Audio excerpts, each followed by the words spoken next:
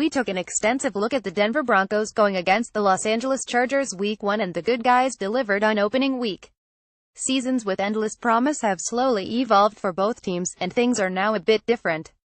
We won't go through the whole scouting report again, but we will go through some of the new matchups to monitor this time around. With the Chargers on a 2-game win streak and Denver suddenly right back in the AFC West title hunt after Thursday night, the stakes are high for both teams.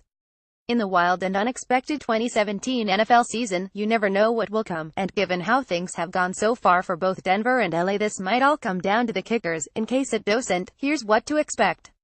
One of the big keys to Denver's win Week 1 was the defense's ability to limit the impact of the tight ends, a big issue in years past against the Bolts.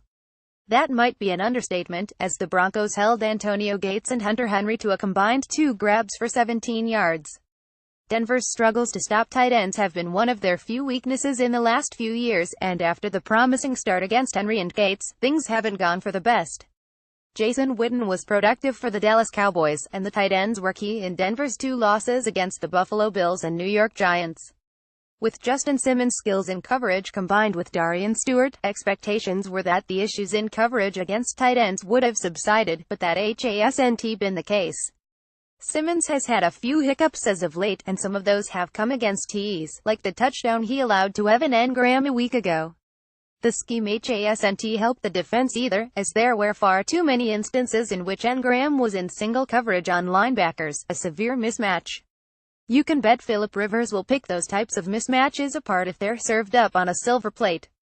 The production from LA's tight ends had lacked a bit this year, until a week ago in their win over the Raiders, where Henry broke out. He's a dangerous player, especially when moved around in 2 tight end sets, and covering him up will be essential. Receiver Keenan Allen has had a really good season thus far in his comeback from injury, but is questionable this week. If he doesn't play, using Aqib Talib on tight ends could be an interesting wrinkle if Joe Woods and the staff are willing to get creative. While with the New England Patriots, Talib really stood out when in coverage on TEs. He put on a show against Jimmy Graham in his prime. On the ground, we've mentioned in the past how the Chargers' run attack hasn't made a big difference in wins or losses when these teams have gone head-to-head. Expect Denver to play better than they did against the Giants, as the Bolts' run game is 31st in the NFL. That trend needs to continue, as the run defense should be desperate to have a big bounce-back week. The defense needs to get back to forcing teams into turnovers and making aerial attacks miserable. The time is now to run into the phone booth and put on their no-fly zone capes. If you had to rank individual performances against the Broncos this season, few would rank higher than Melvin Ingram and what he did Week 1. Ingram was simply unblockable, and his pass rushing skills were on full display. That'll only be harder now with all the injuries at right tackle, forcing Alan Barber to start. Don't forget about Joey Bosa, either, who creates a devastating duo with Ingram that'll be really tough to slow down for the Broncos' tackles. In Week 1, they were limited to 1.5 sacks each. That impact can't be much greater, or it'll spell doom for the Broncos, who need to win the turnover battle. One way of limiting the dynamic duo's impact is establishing the run once again, as the team was able to do in the first 4 weeks.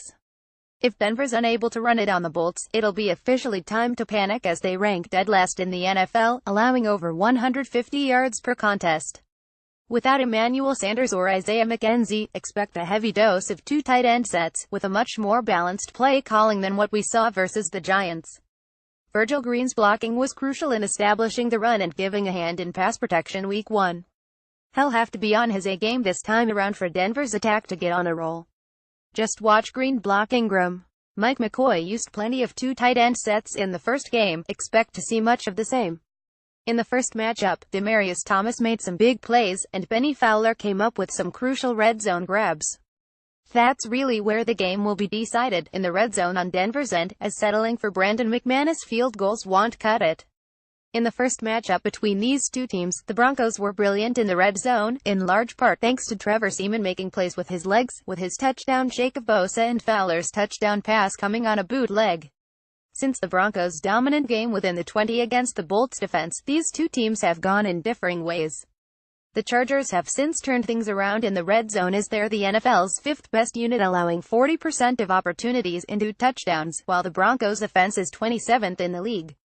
That's where it'll all come down to, in addition to Simeon's ability to play efficiently as he did in the first quarter of the season. It'll certainly be a must-win for either team, and the Broncos' offense will be tested on the road for only the second time this year. Denver also has tons of injuries to overcome offensively, and it'll be really interesting to see how they bounce back from a gut-check loss a week ago. Vance Joseph's team has the blueprint on how to beat these guys, they just have to go out and execute.